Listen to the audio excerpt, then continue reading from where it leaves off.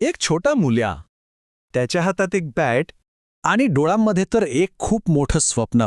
पण तेव्हा त्याला काही कुणालाच माहीत नव्हतं की हाच मुलगा एक दिवस क्रिकेटचा देव म्हणून ओळखला जाईल.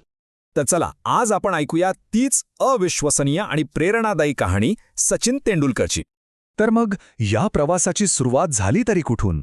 एका साध्या मुंबईच्या घरातून ते थेट देशाची आशा बनण्यापर्यंतचा हा प्रवास चला जाणून घेऊया. सचिनचा जन्म झाला मुंबईतल्याच एका अगदी सामान्य कुटुंबात. लहानपणी तो भयंकर खट्याळ होता असं म्हणतात, पण त्याच्यात एक गोष्ट होती जी इतरांपेक्षा खूप वेगळी होती, आणि ती म्हणजे क्रिकेटचं वेड. अक्षरशः अफाट वेड. आणि हेच वेड, हीच प्रतिभा ओळखली ती त्याचे गुरु, त्याचे प्रशिक्षक रमाकांत आचरेकर यांनी.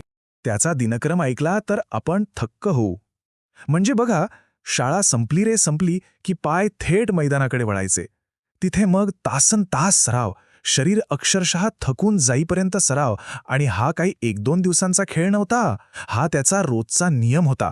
आणि या सगळ्या अविश्वसनीय मेहनतीमागे एकच ध्येय होतं, एकच स्वप्न होतं, भारतासाठी खेळायचं. बस याच एका स्वप्नाने त्याला ती सगळी ऊर्जा दिली. पण स्वप्न पाहणं जेवढं सोपं असतं ते साकार करणं तेवढंच कठीण. कारण प्रत्येक मोठ्या यशाच्या मागे एक संघर्षाची कहाणी असतेच. पाहूया सचिनच्या वाट्याला काय आव्हान आली. वय होतं फक्त 16. विचार करा, फक्त 16 वर्ष. ज्या वयात आपण भविष्याचा साधा विचार करायला लागतो, त्या वयात हा मुलगा आंतरराष्ट्रीय क्रिकेटमध्ये पदार्पण करत होता. आणि ही सुरुवात काही फुलांच्या पायघड्यांवरून झाली नाही. समोर होता पाकिस्तानचा संघ, तोही बलाढ्य संघ, ज्यांच्या गोलंदाजांची दहशत अक्षरशः जगभर होती. एका मॅचमध्ये तर एक अतिशय अवघड प्रसंग आला. एक अतिशय वेगवान बॉल थेट त्याच्या नाकावर आदळला आणि नाकातून रक्त वाहू लागलं. मैदानावर सगळेच स्तब्ध झाले, सगळे घाबरले होते. पण तो 16 वर्षांचा मुलगा, तो जराही डगमगला नाही. वेदना होत असतानाही त्याच्या तोंडून फक्त 2च शब्द बाहेर पडले, मैं खेलेगा, म्हणजे मी खेळणार. आणि त्या 2 शब्दांनी त्याचा कणखरपणा, त्याचा दृढनिश्चय अख्ख्या जगाला दाखवून दिला. आणि बस तोच तो क्षण होता.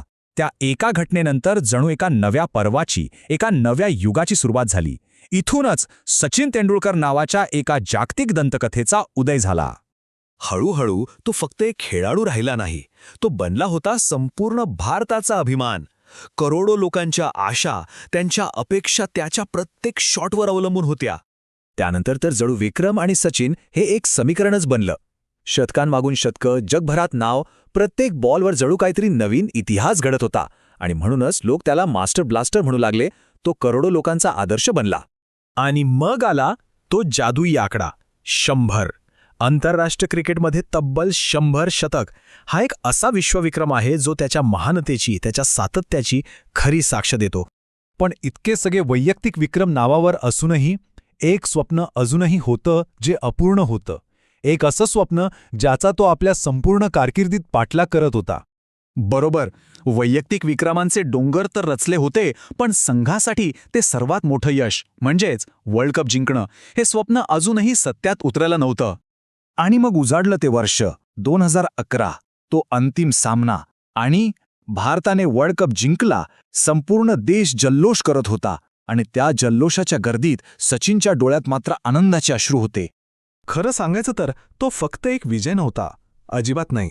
ती होती एका महान खेळाडूच्या जवळपास 20 वर्षांच्या तपस्येची पूर्तता, त्याच्या सर्वात मोठ्या स्वप्नाची पूर्तता. तर मग सचिनच्या या संपूर्ण प्रवासातून आपण काय शिकू शकतो? आयुष्यासाठी कोणते धडे घेऊ शकतो? चला पाहूया. सगळ्यात पहिलं, स्वप्न नेहमी मोठी बघा. दुसरं, त्या स्वप्नांसाठी कठोर परिश्रम करण्याची तयारी ठेवा, ते कधीही सोडू नका. आणि तिसरं, या प्रवासात अपयश आलं तर त्याला अजिबात घाबरू नका. पण ह्या सगळ्यामध्ये एक गोष्ट आहे जी सर्वात जास्त महत्त्वाची आहे, आणि ती म्हणजे सातत्य, म्हणजेच कन्सिस्टन्सी. रोज न चुकता आपल्या ध्येयासाठी प्रयत्न करत राहणं हीच यशाची खरी गुरुकिल्ली आहे. आणि शेवटी एकच प्रश्न, जर मुंबईच्या गल्लीतला एक छोटा मुलगा एक मोठं स्वप्न उराशी बाळगून अख्खा इतिहास घडवू शकतो, तर मग आपल्यापैकी कोणीही ते का करू शकत नाही?